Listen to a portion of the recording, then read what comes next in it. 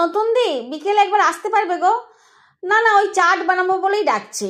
আলুর টিকিয়া চাট বানাবো না, একটা নতুন ধরনের কিছু করব। আরে তুমি এসেই দেখবে না কি করি।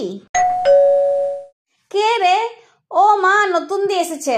তুমি সিরিয়ালগুলো দেখো, আমি আর নতুন দি মিলে আজকে চাট পিকনিকের রান্নাগুলো সেরে নিচ্ছি চটপট করে।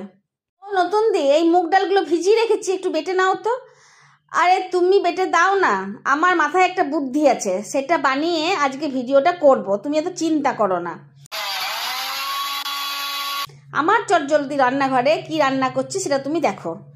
আমি ওইদিকে আদা, পেঁয়াজ, কাঁচা লঙ্কা কুচি করে কেটে নিলাম, তেঁতুলের চাটনি বানিয়ে নিলাম, বাদাম ভাজা, সেও ভাজা রেডি করলাম, আর একটু ফ্রিজে বেদানা ছিল সেটাও ছাড়িয়ে নিলাম, টক দই পরিমাণ মতো নুন চিনি দিয়ে মেখে নিলাম, ভাজা মশলা বানিয়ে নিলাম।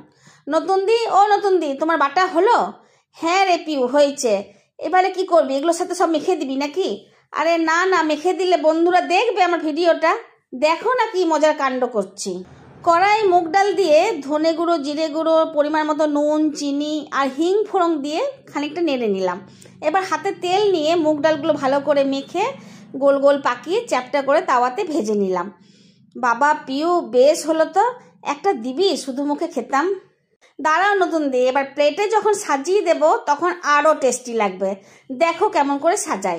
প্রথমেই টক দই নিয়ে প্লেটে সাজিয়ে নিলাম, এরপর ওপর থেকে মুগ ডালের টিকিয়াগুলো ভেঙে দিয়ে দিলাম, তারপর তেঁতুলের জল, পেঁয়াজ কুচি, কাঁচা লঙ্কা কুচি, আদা কুচি, বাদাম ভাজা, ভাজা মশলা, আবার একটু টক দই দিলাম, বেদানা ছড়িয়ে দিলাম, সেও ছড়িয়ে দিলাম। বাহ, কি সুন্দর দেখতে হয়েছে রে পিউ, এক চামচ দিয়ে তো দেখি খেয়ে। হ্যাঁ গো নতুন দি, আমি প্রথমে তোমাকেই দেব। কেমন লাগছে বলো তো খেতে? আরে দারুণ হয়েছে রে, মুগ ডালের টিকিয়া চাট এরকম খেতে হবে আমি ভাবতেই পারিনি, আর মুগ ডাল দিয়ে এসব হয় তাও বুঝতে পারিনি। এই চাটটার নাম দে মুগ ডালের মহারানী চাট। বন্ধুরা, ভালো লাগলে প্রিয় চ্যানেলটা, সরি, মায়ের চটজলদি রান্নাঘরটা সাবস্ক্রাইব করে দাও।